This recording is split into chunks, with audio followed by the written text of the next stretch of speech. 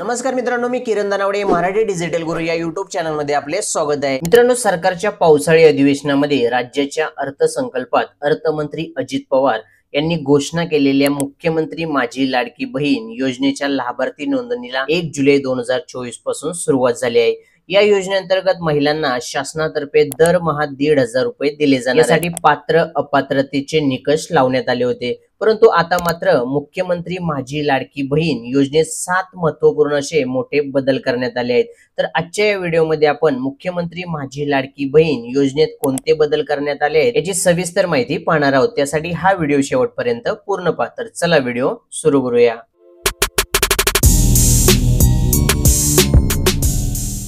मुख्यमंत्री माझी लाडकी बहीण सदर योजनेत अर्ज करण्याची मुदत 1 जुलै 2024 ते 15 जुलै 2024 पर्यंत ठेवण्यात आली होती, परंतु आता या मर्यादेत सुधारणा करून योजनेचा लाभ घेण्यासाठी अर्ज करण्याची मुदत 31 ऑगस्ट 2024 पर्यंत वाढवली आहे। म्हणजेच लाभार्थी महिलांना 31 ऑगस्ट 2024 पर्यंत अर्ज करता येईल।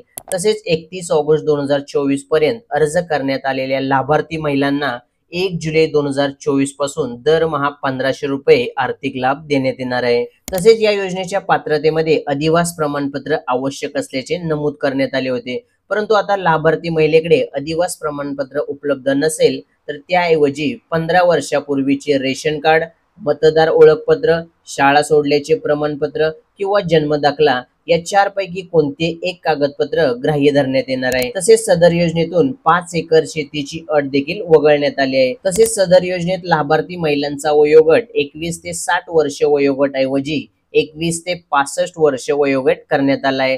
तसेच परराज्यात जन्म झालेल्या महिलांनी महाराष्ट्रातील अधिवास असणाऱ्या पुरुषाबरोबर विवाह केला असेल तर अशा बाबतीत त्यांच्या पतीचा जन्म दाखला, शाळा सोडल्याचे प्रमाणपत्र किंवा अधिवास प्रमाणपत्र ग्राह्य धरण्यात येईल। तसेच ज्या कुटुंबाकडे पिवळे किंवा केशरी रेशन कार्ड उपलब्ध असेल त्यांना उत्पन्नाच्या दाखला प्रमाणपत्रातून सूट देण्यात आली आहे। म्हणजेच त्या कुटुंबाकडे वार्षिक 2.5 लाख उत्पन्न मर्यादेचा उत्पन्न दाखला उपलब्ध नसेल तरी चालणार आहे, ते उत्पन्न दाखल्याच्या जागी पिवळे किंवा केशरी रेशन कार्ड अपलोड करू शकतात। आणि सदर योजनेत कुटुंबातील एका पात्र अविवाहित महिलेला सुद्धा या योजनेचा लाभ देण्यात येणार आहे। म्हणजेच एका कुटुंबात 2 महिलांना लाभ घेता येणार आहे। तर मित्रांनो, ही होती मुख्यमंत्री माझी लाडकी बहीण योजनेमध्ये झालेल्या बदलाची संपूर्ण सविस्तर माहिती। व्हिडिओ आवडला असेल तर व्हिडिओला लाईक करा, जास्तीत जास्त लोकांना शेअर करा आणि चॅनलला सबस्क्राईब करायला विसरू नका। धन्यवाद।